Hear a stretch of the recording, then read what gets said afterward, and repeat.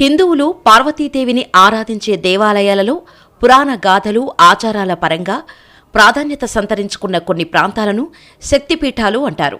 ఈ శక్తిపీఠాలు ఏవి, ఎన్ని అనే విషయాన్ని ఒక్కొక్కరు ఒక్కో విధంగా చెబుతారు.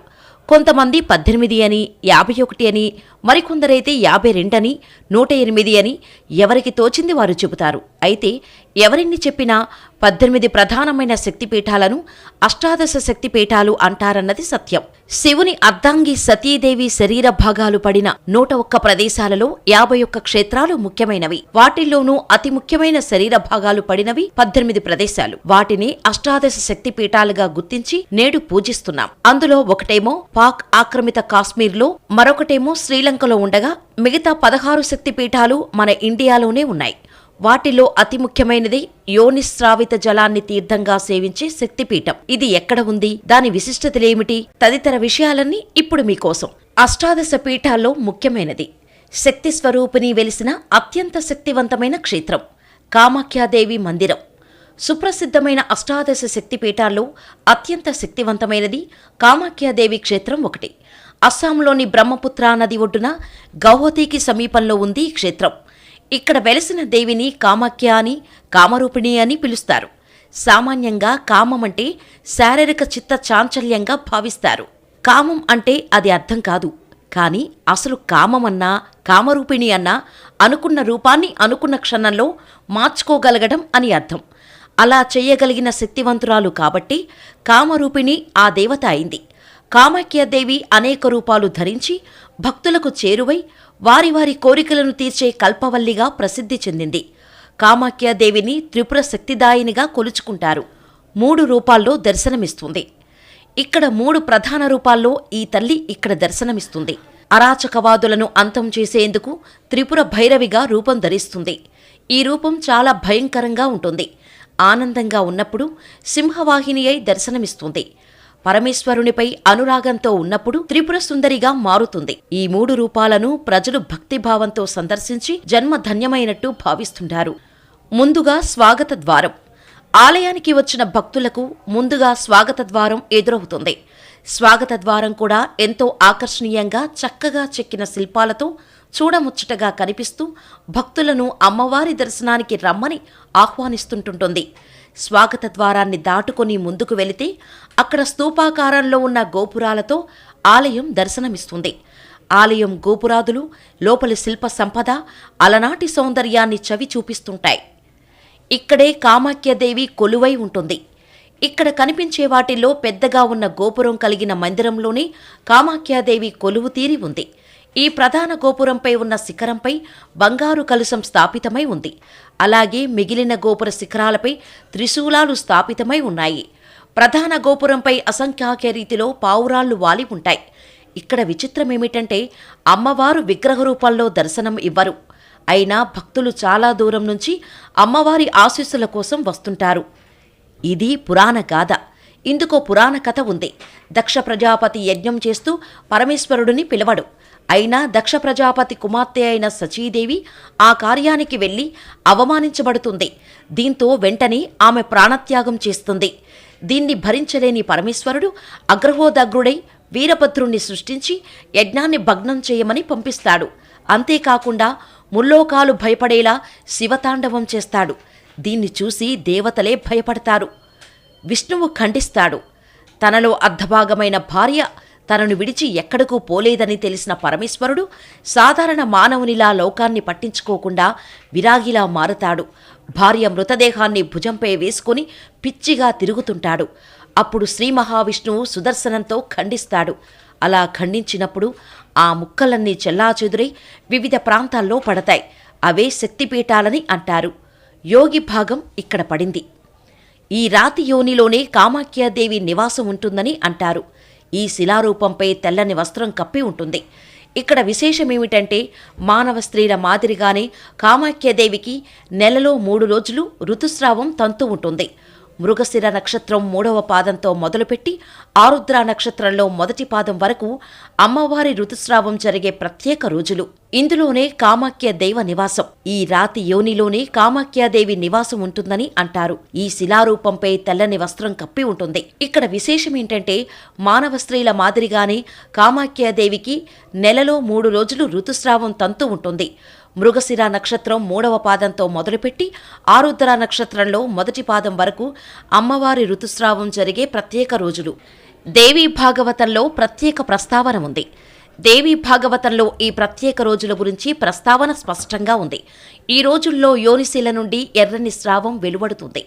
ఈ ఎర్రని స్రావం శక్తిపీఠం ముందున్న సౌభాగ్య కుండంలోని నీరుగా చెబుతారు. ఈ ప్రత్యేకమైన 3 రోజులు ఆలయం మూసి ఉంచుతారు. ఆ సమయంలో అక్కడకు వెళ్లటానికి చాలా మంది భయపడతారు. ఆ వస్త్రాలు ఉంటే 4వ రోజు పెద్ద ఎత్తులో ఉత్సవం నిర్వహించి గుడి తలుపులు తెరుస్తారు.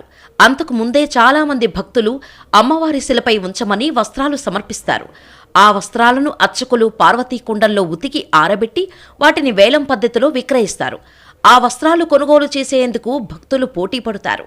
ఇది దగ్గర ఉంటే వారికి ఋతుస్రావ దోషాలు, రజస్వల అయిన సందర్భంలోని దోషాలేవి అంటవని భక్తుల విశ్వాసం. ఇంద్రాది దేవతలు నిర్మించిన పుష్కరిణి. అమ్మవారి ఆలయ శక్తిపీఠం ముందే ఒక పుష్కరిణి కనిపిస్తుంది.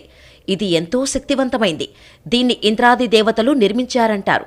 ఈ గుండానికి ప్రదక్షిణం చేస్తే భూప్రదక్షిణ చేసినంత ఫలం వస్తుందని భక్తుల భావన. ఇందులో నీరు ఎరుపు రంగులో ఉంటుంది. దీన్ని సౌభాగ్యకుండం, పాతక వినాశకుండం అని పిలుస్తారు. అమ్మవారి యోని శ్రావిత పవిత్ర జలాలతో పునీతమైన ఈ కుండంలో స్నానం చేస్తే ఎంతటి మహాపాతకమైనా నశిస్తుందని, బ్రహ్మహత్యాపాతకమైన నివారణమవుతుందని విశ్వాసం. యోని శ్రావిత జలాన్ని తీర్థంగా సేవిస్తారు. దేవాలయానికి కొద్దిగా వెనుక భాగంలో మరో కుండం ఉంది. ఇది పార్వతీ కుండం. ముందు కుండంలో స్నానం చేసిన భక్తులంతా ఈ పార్వతీ కుండంలో కూడా స్నానం చేసి దర్శనానికి వెళతారు. అంటే సౌభాగ్య కుండంలో స్నానం చేసిన భక్తులు ఆలయంలోని యోని శిలారూపాన్ని తాకి నమస్కరించుకుంటారు. అక్కడి యోని శ్రావిత జలాన్ని తీర్థంగా సేవిస్తారు.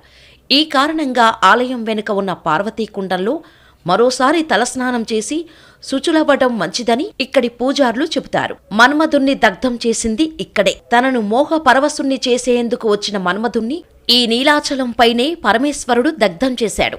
అనంతరం రతీదేవి ప్రార్థనను ఆలించి ఆమెకు మాత్రమే కనిపించేలా తిరిగి బతికించారు అమ్మ అయ్యలు. కాబట్టి ఈ ప్రాంతం కామరూప ప్రాంతమైంది. ఇక్కడ సకల దేవతలు పర్వత రూపంలో ఉంటూ అమ్మను సేవించుకుంటుంటారు. ఎందుకంటే ఈ క్షేత్ర అధిష్టాన దేవత నీలపార్వతి. ఎంతో పురాతనమైనది. ఈ ఆలయం ఎంతో పురాతనమైనది. 12వ శతాబ్దం వరకు ఈ ప్రాంతాన్ని పాలించిన కామరూపాధిపతి తమ శాసనాల్లో ఆలయం ప్రస్తావన ఎక్కడా తీసుకురానప్పటికీ తర్వాతి వారి శాసనాల మేరకు కామేశ్వరి మహాగౌరి అమ్మవారు ఇక్కడ ఉన్నట్టు తెలుస్తోంది. 13వ శతాబ్దం మొదట్లో గుత్తాధిపత్యం కోసం రాజుల మధ్య యుద్ధాలు ఎక్కువగా జరుగుతుండేవి. ఈ క్రమంలో కూచ్ బిహార్ రాజా విశ్వసింహ్ రాజయ్యాడు. అందరినీ కోల్పోయి ఒకసారి జరిగిన యుద్ధంలో అయిన వాళ్ళందరినీ కోల్పోయి వారిని విశ్వసింహరాజు నీలాచలంపైకి వస్తాడు. ఇక్కడ అతనికి ఒక వృద్ధురాలు కనిపించి సేద తీరుస్తుంది. ఆ సందర్భంలో అక్కడ కనిపించిన మట్టి దిబ్బ గురించి అవ్వను ప్రశ్నిస్తాడు రాజు. ఇందులోని దేవత చాలా శక్తివంతురాలని, ఏ కోరికనైనా క్షణాల్లో తీరుస్తుందని చెబుతుంది. వెంటనే రాజు తన అనుచరులంతా తిరిగి రావాలని కోరుకుంటాడు. గురువింద ఎత్తులో బంగారం. వెంటనే వారంతా అతని వద్దకు వస్తారు.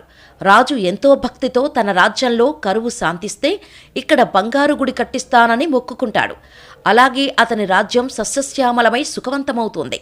అప్పుడు రాజు గుడి కట్టించేందుకు మట్టి దిబ్బ తవ్వించగా అక్కడ కామాఖ్యాదేవి రాతిశిల బయటపడుతుంది. ఆ అమ్మకు మట్టిరాయిలో గురువింద ఎత్తులో బంగారాన్ని పెట్టించి తేనెతుట్టు ఆకార గోపురాదులతో ఆలయాన్ని నిర్మింపచేస్తాడు. అంబూచి మేళ.